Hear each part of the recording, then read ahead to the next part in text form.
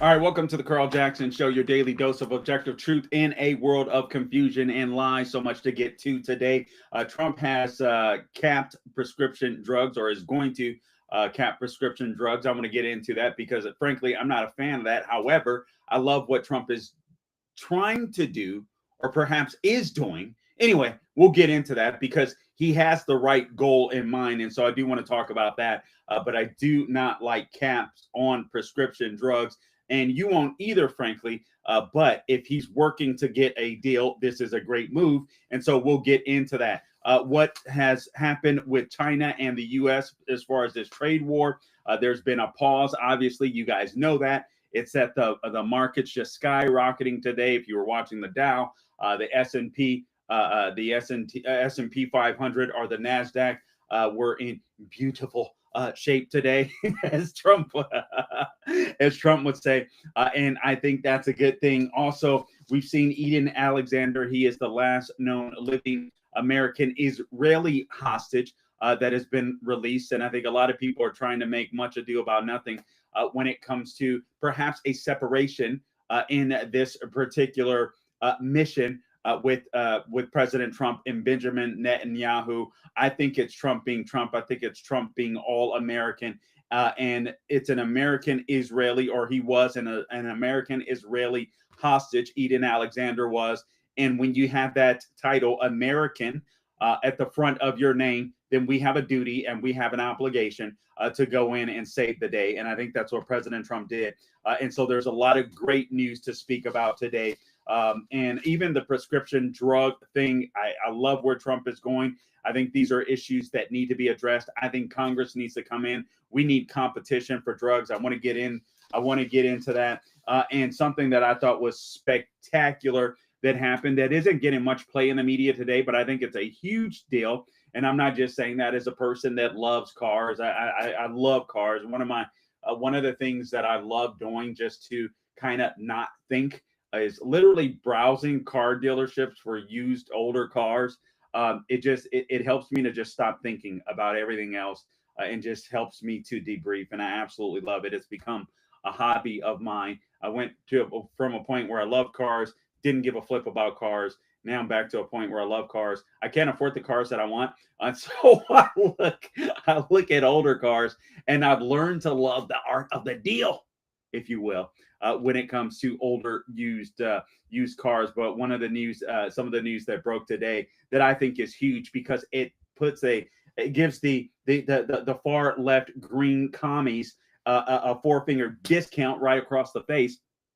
And what happened today is the EPA head, Lee Zeldin, has announced that they're going to end the start-stop technology in vehicles. And just real quickly, this isn't the most sexy topic, but I think it's a huge thing because this is the Trump administration fighting back against the left, fighting back against this green climate change agenda, and doing it piece by piece. Now, I would prefer that the EPA is snuffed out altogether. It doesn't appear that that's going to happen, but they are putting rules and regulations that are in place that hopefully will be codified into law with the help of the Republican Congress if they could ever get off their keisters. Allegedly, more budget news is coming down this week. We'll wait and see. We'll see what happens. But essentially, a lot of you may have purchased a newer vehicle and it has this start-stop technology. So you drive to a stop sign, you drive to a red light, and your car shuts off. All right, and then the argument is you're saving the planet. The argument is it's better. It's better for your car fuel efficiency. Okay, let me just inform for all of you that don't know, that is an absolute disaster for your car. And the only reason those were put on cars is because the EPA, ran by the left, wanted people virtue signaling on climate change. That's all it's about. It actually destroys your engine long term.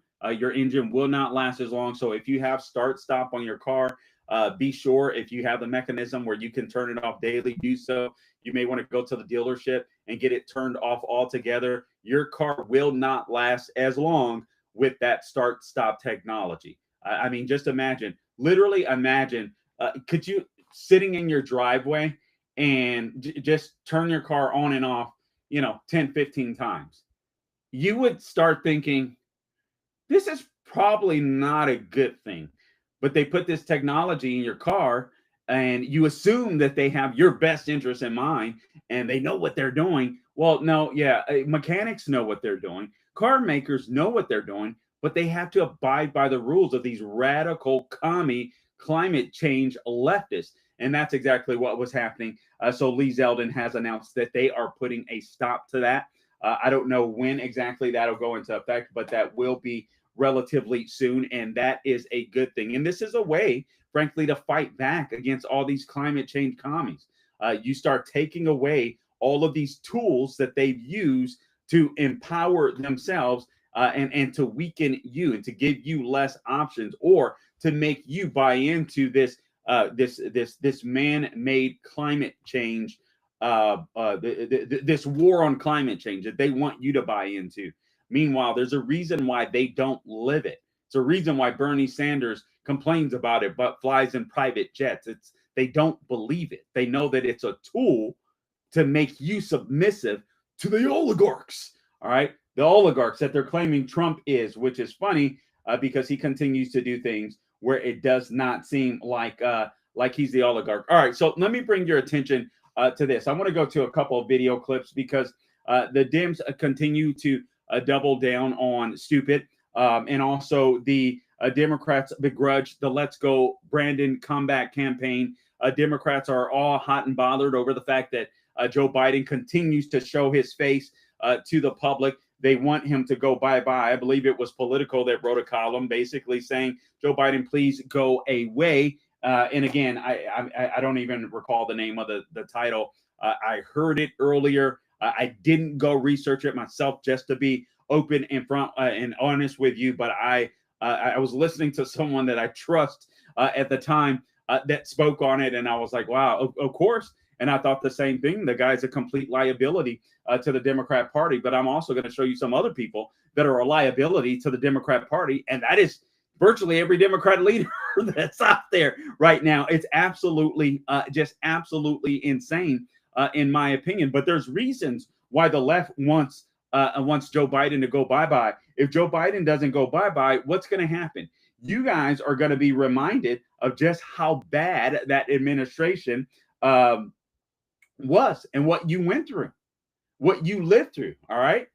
So you don't want that. The left doesn't want you to remember what you lived through during the Biden administration. Another thing is you'll be reminded of how good Trump's policies are and what he's having to fix under the Biden administration, or from the Biden administration, from the previous administration.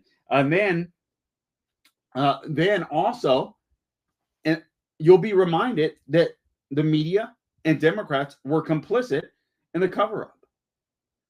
And Democrats don't want that.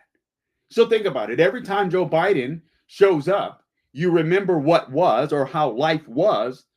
And then what we're seeing is President Trump transform Biden's policies in real time. Remember, Joe Biden said that he needed legislation. He needed Republicans to get their act together. They weren't working with him in order to seal the border. Trump comes in, and less than 100 days, the border is under control. I heard a report today that the border from this time last year, this month last year, or the previous month, was down 92% border crossings. I mean, that's absolutely insane. Overall, they're down, I believe it's somewhere of 98, 99%. And it just took Trump 100 days. Biden claimed he couldn't get it done, literally could not get it done in 100 days. All right, so you're having that comparison, that comparison and contrast battle going on. And then the media, while they're trying to gain their credibility back to be able to destroy Trump, you're reminded that they were complicit in lying to you for all of these years. I want to play, if we have time, Gabe, let me know. If we don't, please okay, all right, okay, so we don't have enough time. We'll play it after the break. But I want to talk to you about it. And I don't even like bringing this up, but I do want to bring up this Mayor Ras Baraka before I get into the U.S.-China trade agreement, before I get into the prescription drug reduction plan that Trump has been talking about. Very important to talk about these things, but I want to get into what's happening in New Jersey. And again, what the left is desperate for. The left are fighting for their constituents, and their constituents, many of them are illegal aliens, and they are trying their best. They're trying their damnedest to make sure that these people stay in the country. That's going to be their tool. They're going to double down on that. They're going to stay on that. We're sitting here wondering, why are they doubling down on stupid? This can't bode well for Democrats, especially when it comes to independence. They're banking on it. Frankly, they're banking on these illegals being able to vote for them. They're banking on these illegals being a dependency class for the Democrat Party, being a new slave class for the Democrat Party. And they're going to do absolutely everything they can to use those illegals as a cudgel against the Trump administration. You are listening to The Carl Jackson Show. We'll be back in a few. Hey guys, appreciate you tuning in to The Carl Jackson Show. Please remember to subscribe to the program, The Carl Jackson Show. We're on Apple, Google, Spotify, YouTube, and Rumble, so we certainly appreciate that.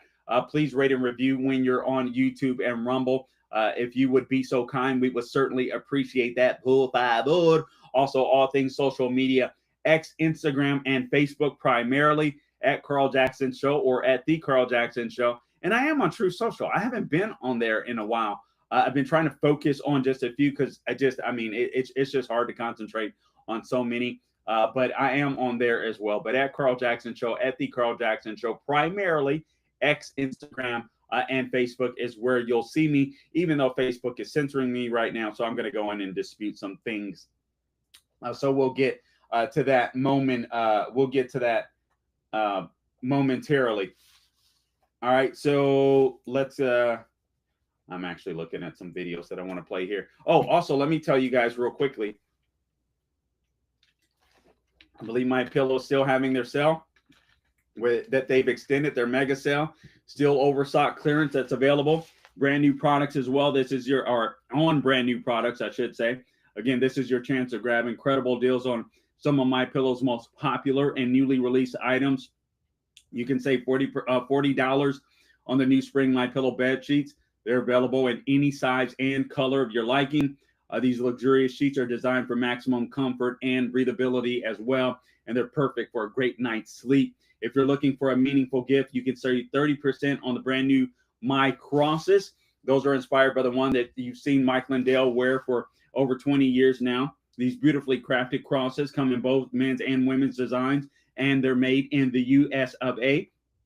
You can get the 6-piece bath or kitchen towel sets for just $39.98. Initial quantities are extremely limited. Please order.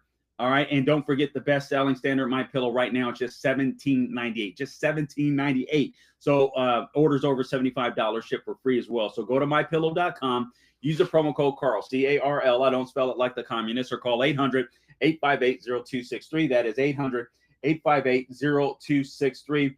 Okay, let's get right back.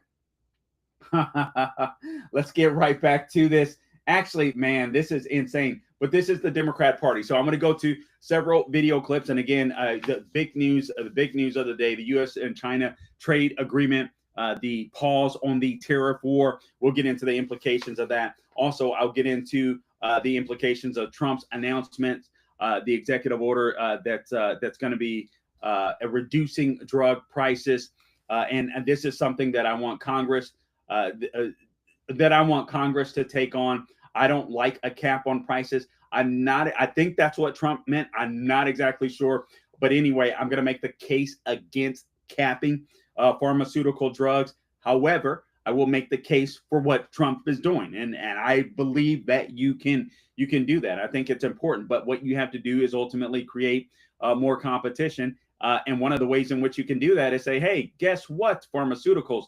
Guess what, other governments around the world? We're not going to subsidize your medicines. All right. We're not going to do that anymore. We're not going to be the piggy bank for the rest of the world. That's absolutely insane when it comes to medications, when we're spending 3, 4, in some cases 10 times and more higher the price for prescription drugs that other companies spend. I think it's really time to open up the markets and also allow for some alternative medicines in as well. But let me get to the Democrats doubling down on stupid and why they are, again, they do not want this Let's Go Brandon comeback tour to continue with Joe Biden. They want him out of the picture. They don't want the media, they don't want you reminded about how bad his administration was. They don't want you to be reminded or have that comparison contrast based upon policy, the Trump administration versus the Biden administration. And obviously, you have President Trump taking the tour to the Middle East right now. The Middle East was on absolute fire under the Biden administration. Sorry, I'm looking at under the Biden administration. The Middle East was on fire from the Israel-Hamas war, the Afghanistan debacle, the retreat and surrender that we saw in Afghanistan. You saw Saudi Arabia turn their backs on the United States of America while Biden tried to play the tough guy. Remember, he gave I forget the prince there a hand bump during COVID. I mean, just looking weak, man. That's what you can't express weakness in the Middle East. But nonetheless, let me get to some of these videos. Gabe, let's do this. Let's go to video number. Is this who it is? Yeah, let's go to video number 5. This is some of the representatives at this ICE facility, detention center in New Jersey. And many people are protesting there today, albeit more peacefully. But let's go ahead and play it. Clip number 5, please, Gabe, and we'll go through a few of these.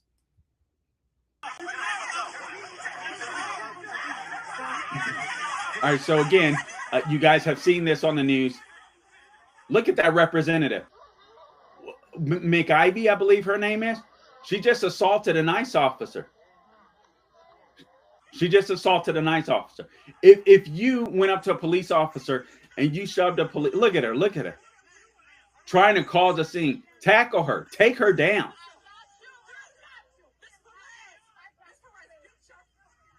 Whoa. Okay, we'll have to bleep that. Okay, so you get the message. Could you imagine if these representatives fought for their constituents as hard as they fight for the illegal alien criminals that are in that facility? Could you imagine that? See, this is what the left is about. The left is right now, here's what they stand for, I should say. They stand for protest and they stand for political theater because their policies stink. And so here's what they have to do in order to raise more money for their campaign coffers. The mayor there, Ras Baraka, I believe is his name. Obviously, he wanted to get in the limelight. He was apparently a nobody. I'd never heard of the guy before until he pulled this stunt going in front of that ICE detention center and intentionally trying to get arrested. And that's what he was trying to do. There's been reports that he has reported to that facility many a times before and asked to get in, but he was not allowed to get in. Cameras were rolling. The guy had his opportunity. He wants to run for governor. He's looking for a way to get his name out there. And this is exactly what the left does. They're about protest. They're about political theater, but they're not about good policy.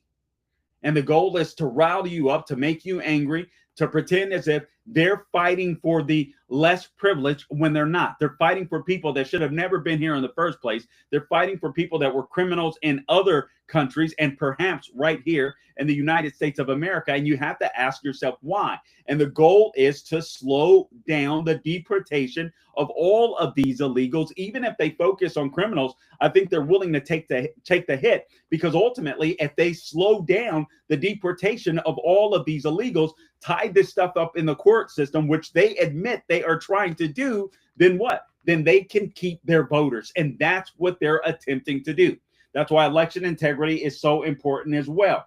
Let's go through a couple more clips. Here's Representative AOC, cut number 7, talking about she's encouraging fellow Democrats to storm ICE detention facilities. Are you freaking kidding me? Cut number 7, please, Gabe.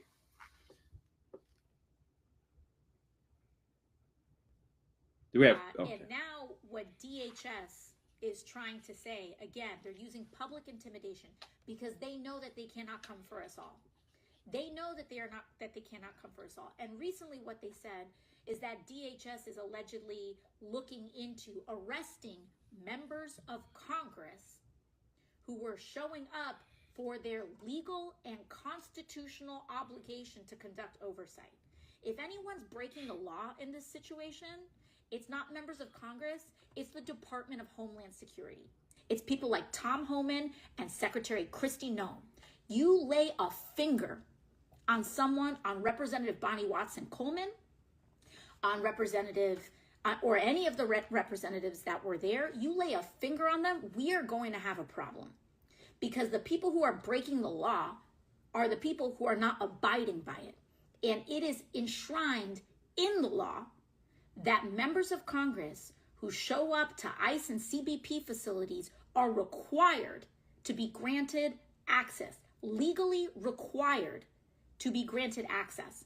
And they legally cannot be inhibited from accessing these facilities to conduct their constitutional obligation to investigate and conduct oversight.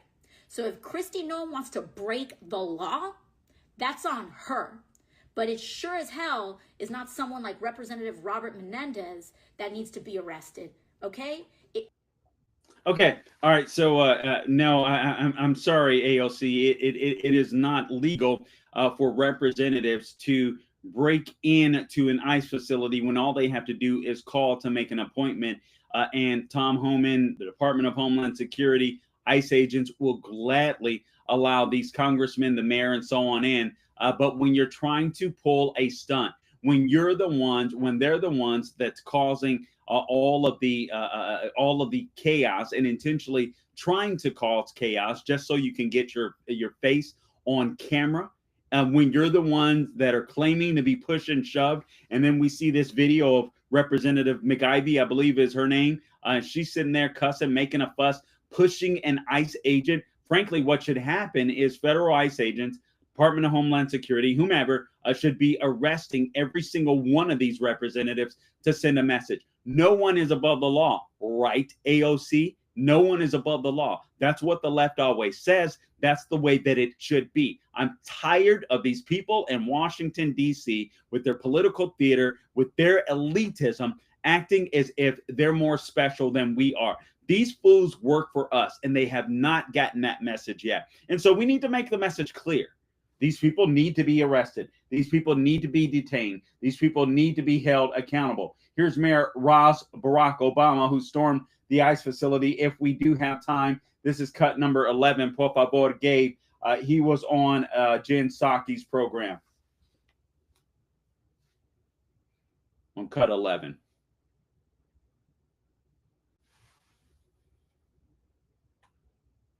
All right. So we're waiting for that to load. But basically, this is the mayor that's trying to make a name for himself, is getting a name for himself. He wants to be the next governor of New Jersey. And this is the way they run. Let's go ahead and roll it. A day that's really outraged a lot of people, including myself. Have you thought about taking any legal action in light of what took place today and what happened to you? Well, I mean, we're going through this process now, and obviously I will confer with my lawyers to figure out what's the best pathway forward on this. I think they completely violated my rights. I'm the mayor of the city. I have the right to go anywhere in this city, particularly in places where I think our laws are being violated. I went on up on in a driveway with our healthcare inspectors and our fire inspectors early on, and we've been doing that for the last couple of days. They've been ignoring us, and actually the Congress people who have oversight on this went onto the property and tried to get inside, and they made them wait over an hour, and they never got in. Never. Okay. They mentioned that we don't need to go on with this. The guy is a complete and utter scam artist. So he was waiting at the gate. They brought protesters at the gate. A bus with illegal aliens, or to pick up either to transporting illegals, was going into the facility, and they chose to barge in instead of setting an appointment, which they should not have done. So they were guilty of trespassing. He has nothing to take to the courts except to beg forgiveness from the courts. Anyway, we'll be back with This is the Carl Jackson Show. All right, guys, I appreciate you tuning in. Again, please subscribe to the podcast wherever you go to get your podcast: Apple, Google, Spotify, YouTube, and Rumble. Apple, Google, Spotify, YouTube, and Rumble is where you can go to get the podcast, The Carl Jackson Show. Also, X, Instagram, and Facebook at Carl Jackson Show. I'm sorry, I'm scanning through a couple of these videos here.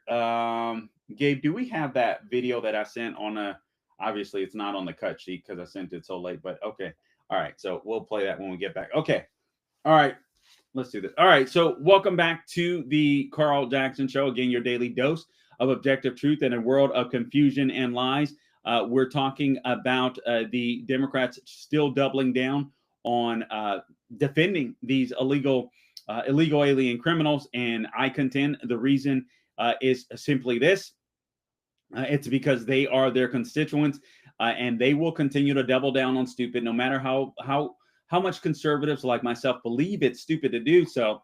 The Democrats, the left wing of the Democrat Party, believes that these are their constituents, and they want to be able to hold up the deportation orders of President Trump because they believe that they can live to fight another day. I think they believe that they can try to get these illegals to vote in future elections, whether that's 2026, 2028, or after the Trump presidency, because obviously they're hoping to reclaim the White House in 2028. This is what makes 2026 so imperative as well. I do believe that it is absolutely crucial that President Trump keeps the House and keeps the Senate in 2026 after the 2026 midterms, because they will do everything they can to destroy any inroads that the Trump administration has made. That makes it equally important as well that the House and Senate Republicans get off their keisters and get some legislation passed. Everything that we're seeing, these executive orders are great. They make me feel good. They are not law, meaning if we were to lose in 2028, then the next president, God forbid, another Democrat steps in, they can wipe out everything that Trump has accomplished so far. That includes what's happening at the border. And this is why it's so important, too, at the southern border, even at parts of the northern border, that we erect border wall, all right?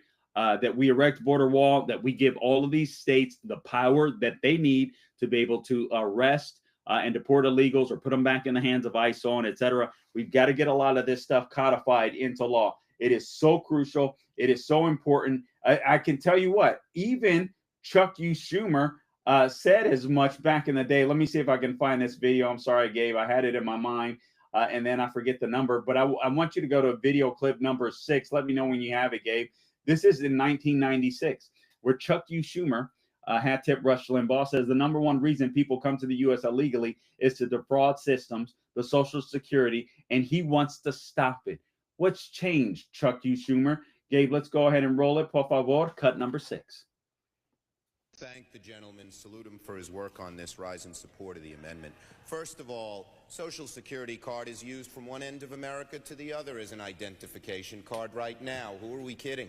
If you want to pass a law and says it shouldn't be, I would ask the chairman and the distinguished minority member of the Social Security committee to pass that law, but let's admit the truth.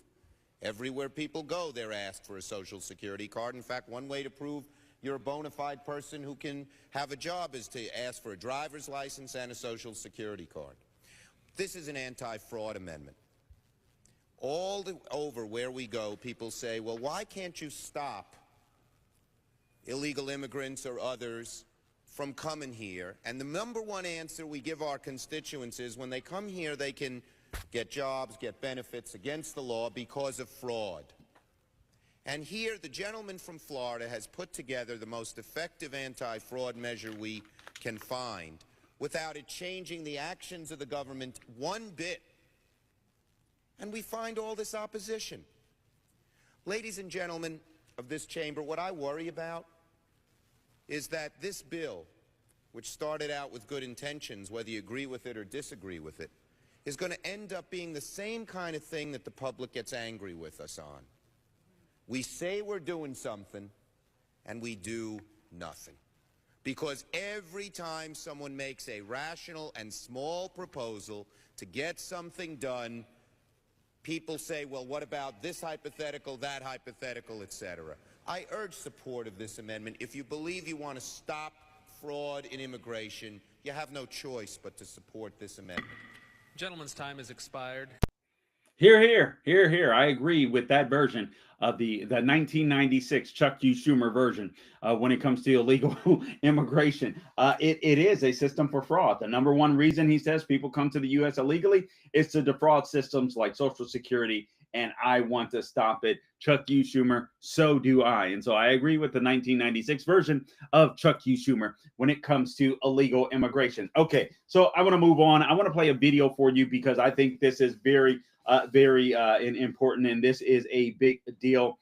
This is Eden Alexander. He's been released. But Gabe, if you can get that last video that I sent you up, U.S. hostage. He has dual citizenship, an American Israeli hostage. He's been held since October 7th.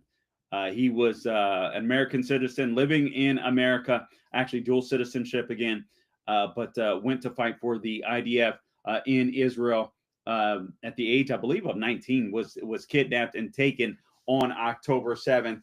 This is Eden Alexander finally being reunited with his family. And this is, guys, I got to tell you this.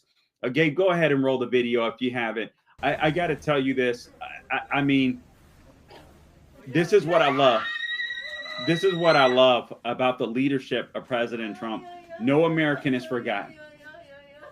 I would not feel safe traveling to any far distant place that was not a friend or an ally without a Trump in the White House, without a Republican, but certainly a Trump.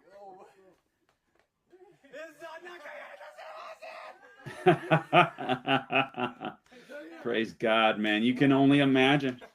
You can only imagine what he's gone through.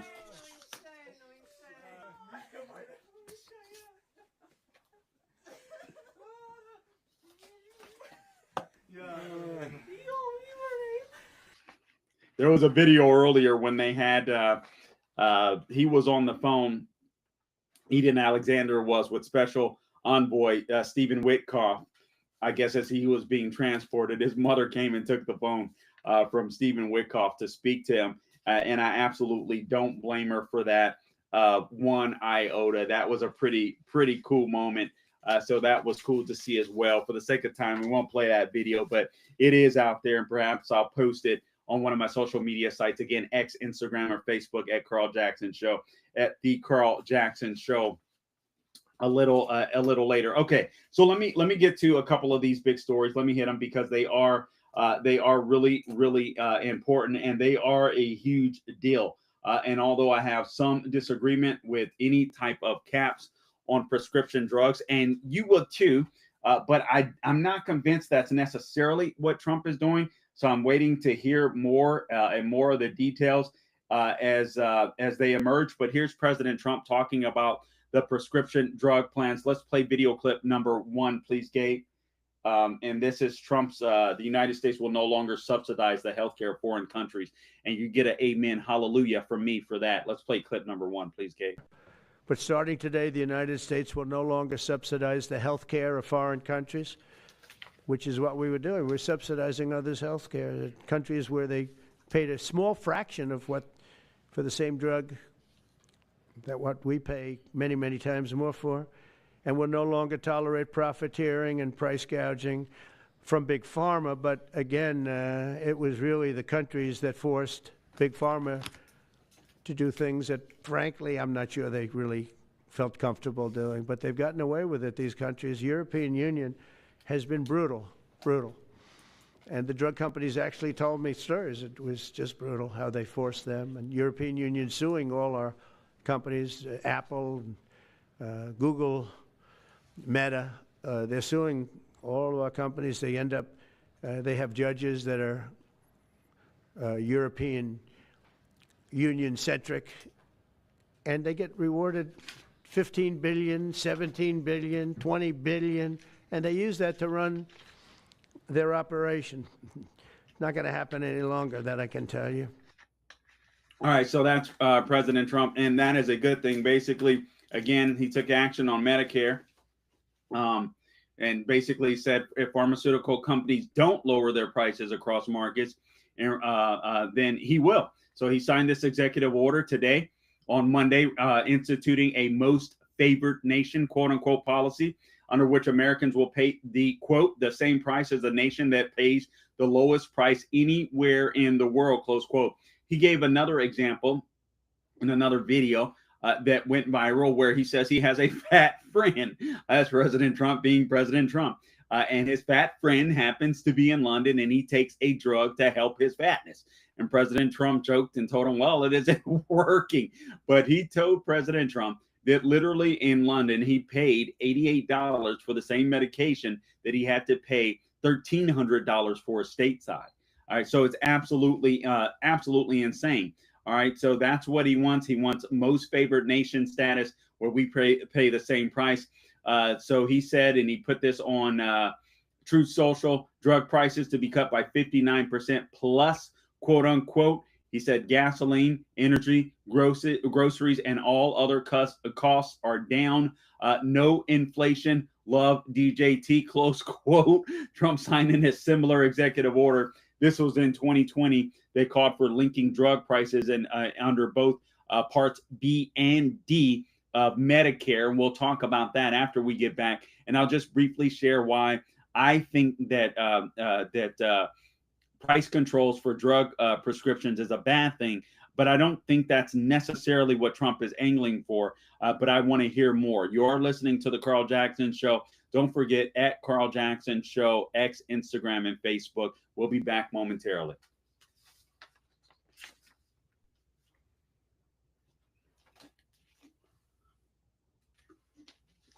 Guys, I appreciate you tuning in. Please don't forget to subscribe to the podcast wherever you go to get your podcast: Apple, Google, Spotify, YouTube, and Rumble.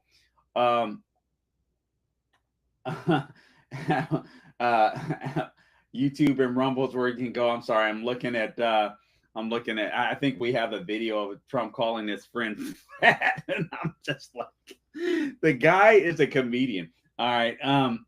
But anyway, we'll go right back to the show. All right. So welcome back to the Carl Jackson Show. Again, your daily dose of objective truth in a world of confusion and lies. So much that we talked about, more to discuss, some of the bigger topics that I wanted to hit. Again, President Trump signs an executive order that will affect Medicare, that will reduce the price of prescription drugs. And he had mentioned earlier that he wanted to cap the price of prescription drugs. I don't know that that's what he's doing exactly. I'm not certain that it is. I don't believe that it is, but it might be. And if so, that is a bad idea. All right. That is a bad idea. I'm not going to listen. I love President Trump. I love what he's doing for this country. He's not going to bat 1,000. Nobody bats 1,000. But I don't want price controls. Price controls are a bad idea. But if his goal is to reduce the price of Americans paying exorbitant prices for drugs, then you have to fight and make sure that we're being treated fairly, and we're not. And we should not be subsidizing these other nations, these socialist nations, who buy their drugs by the gazillions, right? And they buy them for much cheaper prices than we do. And in places like the EU, where it's socialized medicine, basically, as people get older and they become a drain on the system, they're just like, fine, if we can't buy drugs for them at this price, if they're too costly, we're just going to let them die. You go to the EU, you go to these places that have socialized medicine. If you have an emergency, you're ushered in right away, just like you were in the United States.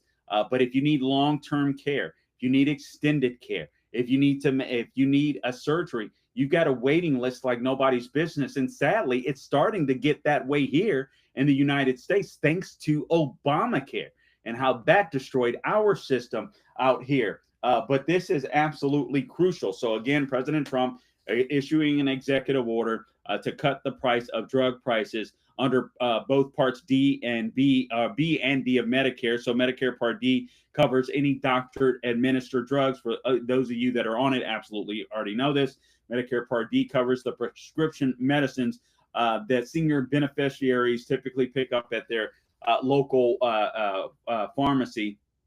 And then the government provides an income-related subsidy for those seniors. So there was a 2020 order by Trump that resulted in a rule that was limited to Medicare Part B, but the executive order signed on Monday is broader. This according to the White House. And then the Daily Signal, hat tip to them, asked the White House how the order would affect Medicare Part D. And again, the Medicare is where the United States government spends the most money directly on pharmaceuticals. And the White House said, quote, "We will be taking action in the Medicare program if the pharmaceutical companies do not come to the table and lower their prices across markets." All right. So again, the way this is worded, we will be taking action in the Medicare program if the pharmaceutical companies do not come to the table and lower their prices across markets. That's obviously one of our biggest problems, and where Medicare Part B has been successful in incentivizing generic utilization, where in many places for 90% of prescriptions, we get very low prices, quote unquote.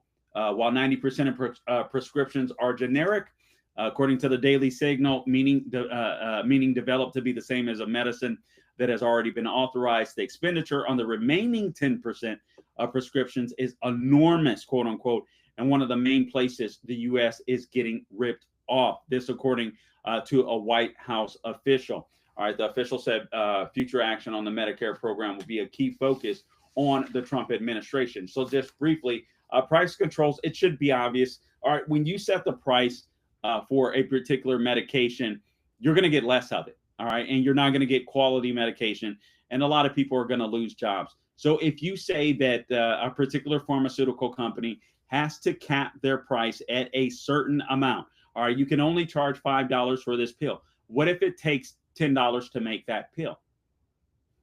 All right, what if it makes, okay, so what's going to happen? That company is going to go out of business. The pill isn't going to be available, or they're going to find cheaper, more efficient ways to make the drug, and probably less potent and a less effective drug. More people are going to lose jobs, plain and simple. You're just not going to get quality product. And frankly, like I said, people will probably just stop making the drug altogether. So you put a cap on it. The only reason, understand that the EU can get away, or these pharmaceuticals can get away with getting drugs on the cheap, is because we've been subsidizing them. That's going to end. That's going to end. That alone, I think, is a shot in the arm. I think we need to expand competition when it comes to these pharmaceutical companies. I want to see more pharmaceutical companies. I want to see more research. I want to see natural. I'd like to see, natural therapeutics that are available on the market for some drugs, if people or for some ailments, if people so choose. I think that's extremely important. But basically, when you have price controls, you disincentivize makers from making the drugs, and then you just make it unaffordable. I mean, you can't make something. It's like, it's the problem that we see with socialized medicine. It's the problem that we see with the VA. It's the problem that we see sometimes with Medicaid, Medicare. That's why so many doctors won't accept, Medicaid, because if it costs them X amount to do a procedure, but you come in and you have Medicaid and the government says, yeah, but we're only going to pay you this. It's like, okay, so what do I do? Do I go bankrupt? Do I shut down my business? You can't do that. And so I want people that need help. I want those people to be helped. I think that is very important. But you've got to make it where people can survive, where businesses can survive. And that includes, and I'm not a big fan of pharma, but that includes, we need pharmaceutical companies. We just need them to not be the end all be all and to have us by the cojones. So I think this will help in that regard. All right, so let me get to this issue. These are big stories and important stories and things that we need to tackle. One of the big stories that I mentioned earlier, the EPA ending this start-stop nonsense when it comes to cars. I am telling you right now, if you have a newer vehicle and your car has start-stop technology, go to your dealer and get them to end that now. You are going to destroy the life of your car, all right, the engine. Just think about it. That is one of the dumbest things that has ever been put on the car. It does absolutely nothing but make people that want a virtue signal feel better. Meanwhile, they're destroying the life of their engine. It's just insane to me. But this is what these people have been able to get away with this green alarmism, if you will. Okay, this from the Epoch Times. And actually, we can play a video from Secretary of the Treasury's, Scott Bessent. Okay, so we'll just play what we can. This is cut number 4. Secretary of the Treasury, Scott Bessent. And we'll just play a little bit of this, and then I'll go through this real quickly because this is a big deal. It sent the market soaring on Monday. Let's roll it, please, Gabe. Cut number What has 4. to happen is it has to be fair for the American people. But in January 2020, President Trump produced a template. We had an excellent trade agreement with China, and the Biden administration chose not to enforce it. The Chinese delegation basically told us that once President Biden came into office, they just ignored their obligations. So, we already have a large framework. The other thing to remember here, Jonathan, is that this is a pause down to 10%. The April 2nd level for China is 34%. So we will be working to see where their final reciprocal number ends up. And the negotiations are a combination of tariffs, non-tariff trade barriers, currency manipulation, and subsidies of labor and capital. Okay, so that's Secretary of Treasury Scott Bessent, and this is a big deal. This is a huge deal. This sent the market soaring. I also believe this is a warning to America. Guys, we need to become as independent from China as quickly as we possibly can. But the fact of the matter is we're not there yet, and we're nowhere close. But this is a huge deal. Again, the U.S. and China on Monday said that they have agreed to a deal to slash reciprocal tariffs for 90 days. So this will be a pause. Both economies have sought to end this trade war where the United States hit Beijing with a 145% tariff on Chinese goods, and the CCP hiked up their tariffs against us to 125% on U.S. imports. Scott Bessent also said both countries represented their national interests very well. We both have an interest in balanced trade. The U.S. will continue moving towards that. The tariff rate on China will fall to 30%. The tariff rate on the U.S. goods will fall to 10%. So obviously that's much better than we had it. And Trump imposed these tariffs, if you remember, on China primarily over the fentanyl crisis, but also due to their intellectual property theft and their forced technology transfer. And guys, make no mistake about it, this is a national security threat. We have to defeat China. China is aiming to be the hegemony in the world, the largest hegemony, and we've got to stop them because they are led by communists. It's as simple as that. They're trying to expand their reach in our territories, and these tariffs are helping to stop it. So kudos to President Trump. The economy is going to be getting better. All right, guys, until next time, don't grow weary doing good. God bless.